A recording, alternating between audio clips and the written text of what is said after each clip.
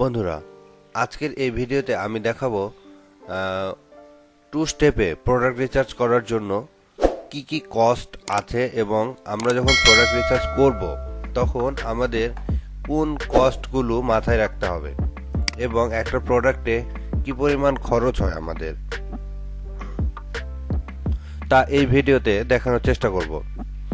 তো কথা না বাড়িয়ে শুরু করা যাক। তো দেখেন, এখানে অনেকগুলো প্রোডাক্ট আমার লিস্টিং করা আছে। তার মধ্যে ধরেন আমি একটু দেখি, এই প্রোডাক্টটা একটু দেখি, এই প্রোডাক্টটা একটু ওপেন করি। আমি এই প্রোডাক্টটা আমি একটু ওপেন করি। ওপেন করে আমি একটু দেখি যে এই প্রোডাক্টটা সেল করছে কে, কততে। $127 বিক্রি করছে। কে বিক্রি করছে? অ্যামাজন। আমরা এই প্রোডাক্টটা কিনবো $127। কোত্থেকে? অ্যামাজন থেকে। কেনার পরে দেখেন এই প্রোডাক্টের প্রাইস কত? 127। 129 ছিল, কিন্তু এটা কিন্তু দাম কমে গেছে। তো আমি এটাকে 127 করে দিই। 127 আমরা কিনলাম। আর এই প্রোডাক্টটা আমরা এখন সেল করব। এখন দেখি এই সেম প্রোডাক্ট ওয়ালমার্ট কত বিক্রি করছে। আমরা এটা একটু সার্চ দিয়ে দেখি। এই যে দেখেন ওয়ালমার্ট, এই সেম প্রোডাক্ট ওয়ালমার্ট বিক্রি করছে 187.21।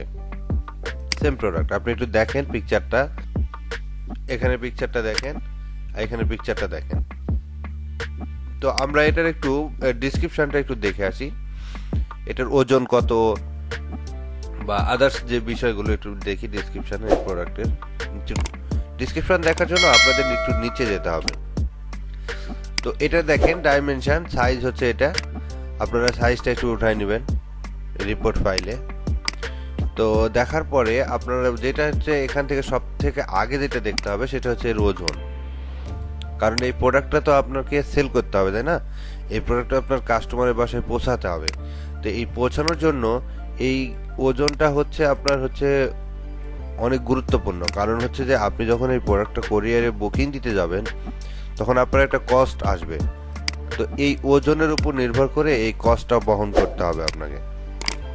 তো সেটা দেখি আমরা। এখানে দেখেন এই প্রোডাক্টের ওজন আছে কত? 8 পাউন্ড। আমরা যেটা জানি যে আমাদের যদি ওজন হয় আমাদের প্রোডাক্টের 5 পাউন্ডের নিচে, তাহলে আমাদের শিপিং কস্ট আসবে $8। আর যদি 5-এর উপর যায় তাহলে আমাদের শিপিং কস্ট আসবে হচ্ছে আপনার $12.5। বিষয়টা বুঝতে পেরেছেন? যেহেতু এই প্রোডাক্টের আমাদের শিপিং কস্ট মানে আমাদের এই প্রোডাক্টের ওজন আছে হচ্ছে $8, এই ক্ষেত্রে আমাদের এই প্রোডাক্টের শিপিং কস্ট আসবে $12.5।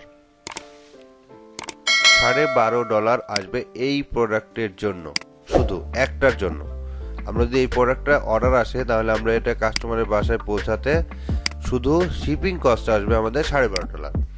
তো সেটা আমরা কিভাবে ক্যালকুলেশন করব দেখেন।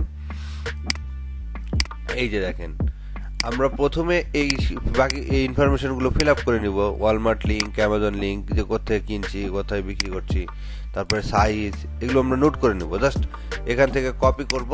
ধরেন এটা ডাইমেনশন, ওজন, এই যে এটা কপি করে নিয়ে এসে যে এখানে এসে পেস্ট করে দিব। Just enough. তারপরে এখানে আপনার আইবিতে ওজন আছে 8 পাউন্ড, এখানে পাউন্ড দিয়ে দিতে পারেন। তো 8। আর এই যে দেখেন এটার উপরে বেস করে এই শিপিং কস্টটা আপনাকে বসাইতে হবে, যা আপনার ওজন কত তার উপরে বেস করে। এখানে দেখেন 12.5 ওজনের জন্য শিপিং কস্ট এটা আসবে, এই জন্য এটা বসানো আছে। তারপরে ওয়ালমার্ট প্রাইস। ওয়ালমার্টে আমি এটা সেল করছি কত এখন? 184। একটা কথা, এখন ওয়ালমার্টে কত বিক্রি করছে? 187। দাম আরো বেড়ে গেছে, এটার দাম আরো বেড়ে গেছে 187। তো আমরা করব কি, এই প্রোডাক্টে 187, তাই না? তাহলে আমরা এখানে দেখি 187 করে দিই। 187 আমরা দেখি এটা 127 বিক্রি করছে অ্যামাজন। 127 কিনলাম আর 187 বিক্রি করলাম, তাই না? এখন এরই মধ্যে এই $12 মাইনাস হবে এই দুটার মধ্যে থেকে। এখান থেকে এই দুটার মধ্যে থেকে যেটা প্রফিট আসবে তার মধ্যে থেকে এটা মাইনাস হবে, তার থেকে এটা।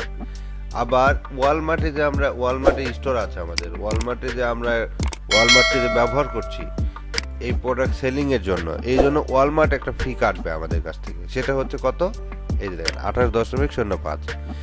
এখানে সূত্র বসানো আছে, আপনি যদি এই দুইটা ফিল আপ করেন, এটা আর এটা, এই তিনটা যদি আপনি ফিল আপ করেন, এগুলো অটোমেটিক ফিল আপ হয়ে যাবে। বুঝতে পেরেছেন?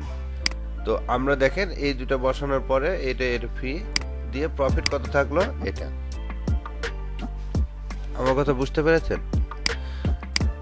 এই হলো আপনার একটা প্রোডাক্ট রিসার্চ করা এবং ওই প্রোডাক্টের A to Z মানে ইনফরমেশন, মানে আপনাকে যে ফিল আপ করতে হবে এবং কোন কোন ইনফরমেশন আপনাকে নোট করতে হবে তা এই ভিডিওতে দেখানোর চেষ্টা করেছি। তারপরে যদি আপনাদের কোনো সমস্যা হয় বা বুঝতে সমস্যা হয়, আপনারা কমেন্ট করবেন, আমরা চেষ্টা করব পরবর্তী ভিডিওতে তার সমাধান দেওয়ার। ধন্যবাদ, সাথেই থাকবেন।